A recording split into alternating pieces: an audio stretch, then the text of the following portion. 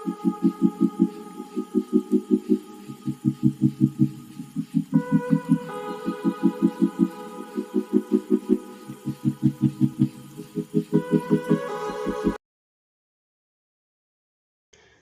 सांग मैंने जय जगन्नाथ। मु आदित्य आपण मानक स्वागत करुच्ची मो चैनल गल्प दरबार को। चैनल ना शुणिकी तो आपण मैंने जानीपे एथेर केवल गप पढ़ा और शुणा मिल ताने किसी तो शिखा मिल। आज गप बोकामीर फल। शुणी सारा पर जदि भल लगे ताहले वीडियो को लाइक करी चैनल को सब्सक्राइब करने को जमारू भूलेनि। तो चलतु देरी नक आरंभ करिया आज गप। गाँ मुंडे गोटे बड़ पोखरी थिला।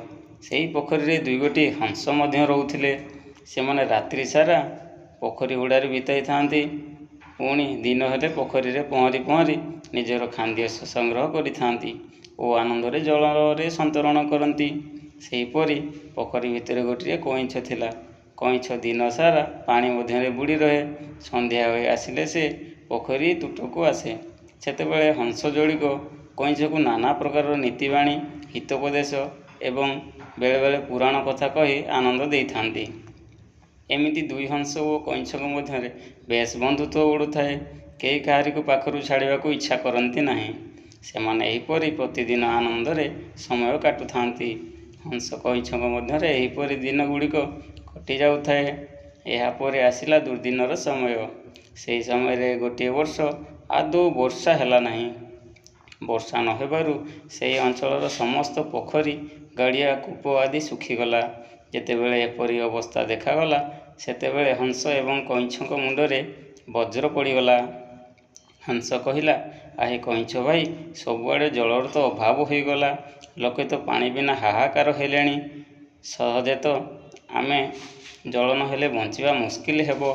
ए अवस्था तमे मध्य एही पानी नथिया पोखरी रे रहिबो किपरि?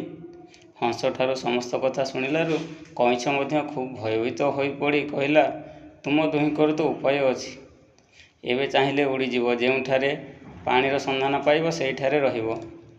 मु सेती बाट गला बेलकु तो पानी बिना पथ मध्यरे पड़ी मरीजीवी। तुम बिना मोर आउ किए अछि? देख भाई, एपरी विपदरू तुमे ही मते उद्धार हेबार मार्ग देखाइब। एपरी विपद बेले मते जदि बंचाइबाकु चाहुछ ताहले तुमे दुहे जेउ स्थान को जीव मते से स्थान को नहीं जीव। तुमे जदि मो साथी रे कपट करिवो ताहले मु निश्चय मरीजीवी। तुमे दुहे ओ मु किपरि बंची रहिबा ताहार गोटाए उपाय कर। कईछ ठारू समस्त कथा शुणी सारिया परे हंस कहिला, अरे भाई, बंधु तो कौन कहीं छाड़ी पारे? तुमको साहाय्य करने लगी कौन आमर इच्छा नहीं? हेले तुमको नेबा पाई तो उपाय थिबा दरकार। तुम कईछ कहिला, उपाय अछि। तुमे खंडे बाड़ी आण।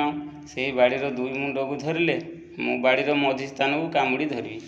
तापर तुमे उड़ी उड़ी गले पहुँचवा जाए मु सेहीपरि ओहଳି थिबी। किंतु मोर जीवन प्रति तुम्भ दुहींकर जदि दया थाए, जेते असुविधा हेले मध्य लक्ष्य थिबा स्थान रे न पहुँचवा जाए तुमे दुहें आदौ पाटी खोलिब नाही। जहा हेउ, बंधु को साहाय्य करबा लगी हंस दुहें हाँ भरिले। कईछर कहिबा अनुसारे हंस दुहें बाड़ीटी आनी दुई पार्श्व को कामुड़ी धरिया परे कईछ बाड़ीर मझी को कामुड़ी धरिला। तापरे हंस आकाश रे उड़ी उड़ी चलीगले। एहिपरि भावरे कईछ को धरी हंस माने आकाश रे उड़ी उड़ी जाउथांती। एमिति किछि पथ जीवा परे जीवा रास्ता रे गोटे गाँ पड़िला। एमाने मध्य गाँ पारी हेबाकु गाँ उपर उड़ी जाउथांती।